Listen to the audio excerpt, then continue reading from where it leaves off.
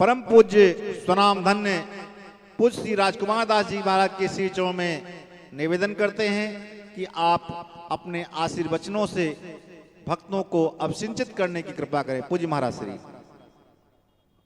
श्री राम।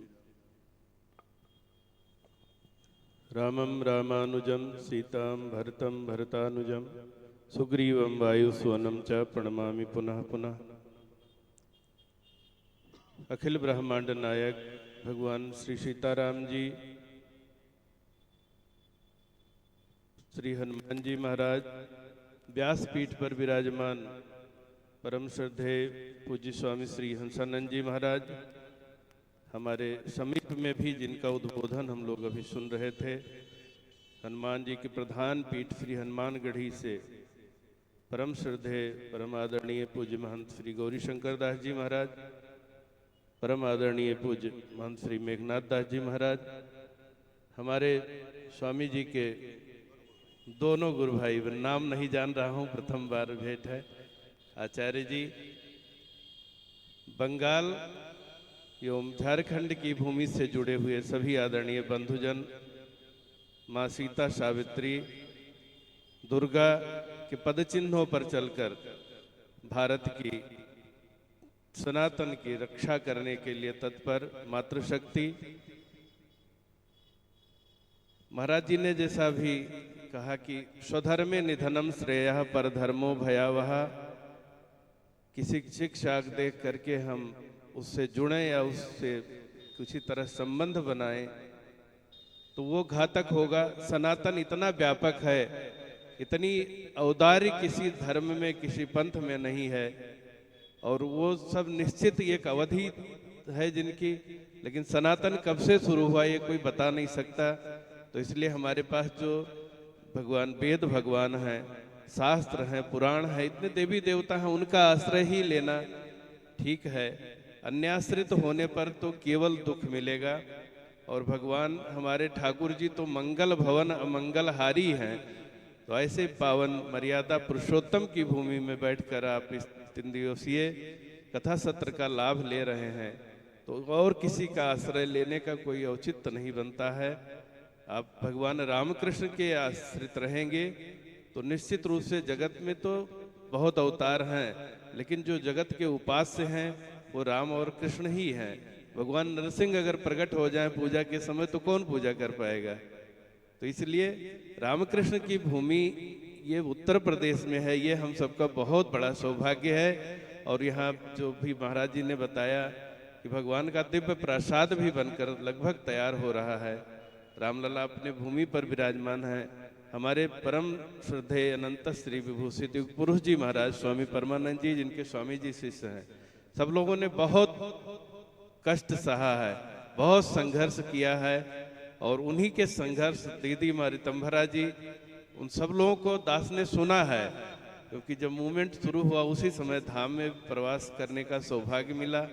तो लगभग 2-4 बार जेल भी जाना पड़ा। पुलिस का डंडा तो नहीं लगा, लेकिन जेल जाना पड़ा, पकड़ करके भेज देते थे, पकड़ साधुओं को, विद्यार्थियों जो भी मिल जाए। मंदिर के केवल पुजारी को छोड़ते रहे, और जो भी मिला सबको जेल भेज देती थी पुलिस। उस समय गवर्नमेंट भी विपरीत थी। तो वो था विधर्मियों का राज।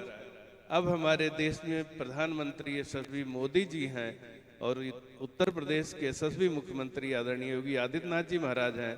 ऐसे समय में ये सुअवसर मिला है सनातन के और ध्वज पताका आप पूरे विश्व में लहराएं, ऐसी एक मंगल कामना करते हैं। क्योंकि हमारे परम स्वामी पुरुष जी महाराज तो अब अस्वस्थ भी रहते हैं, उनका अवस्था भी ज़्यादा है। आप उनके शिष्य हैं, ये परम आह्लाद का विषय है मेरे लिए। और उस समय मुझे लगता है चर्चा नहीं हो पाई थी, हम लोग कुछ क्षण के लिए ही थे। तो ये भगवान की कृपा है कि ऐसे अवसर पर आप व्यासपीठ पर विराजमान, जब रामलला अपने दिव्य प्रसाद में विराजमान होकर दर्शन दे रहे हैं, भक्त जनों के लिए बस यही कामना करते हैं कि सदा रहो पुर आवत जाता। अयोध्या, वृंदावन और हरिद्वार का ये जो संबंध है चित्रकूट का, ये सनातन को जागृत करने के लिए। वहाँ जाएंगे तो भगवान की लीला, उनके चरित्रों का कहीं ना कहीं जीवन में प्रभाव पड़ेगा, चिंतन आएगा, तो वो समय सार्थक होगा। संसार में कमा खा के मर जाना केवल ये जीवन नहीं है।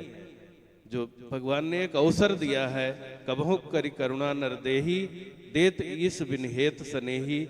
और जब दरबाही दीन दयाल राघव, साधु संगत पाइए, जे दरस परस समागमादिक पाप रास नसाइए।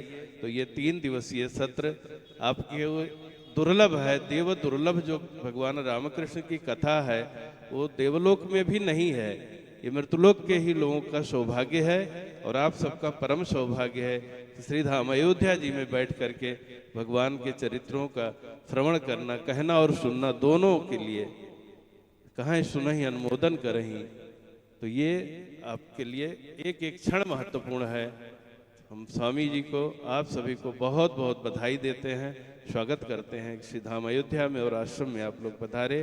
हमारी बीना जी, रुंगटा परिवार तो बहुत दिनों से जुड़ा हुआ है। हर लगभग उत्सव में, जन्मोत्सव में तो दोनों भाई लगभग आया करते थे, श्री राधे श्याम रुंगटा जी और उनके अनुज। सब लोगों का बराबर यहाँ से लगाव रहा है और आज भी है। सभी के प्रति बहुत सारी शुभकामनाएं, सभी को सादर जय श्री राम।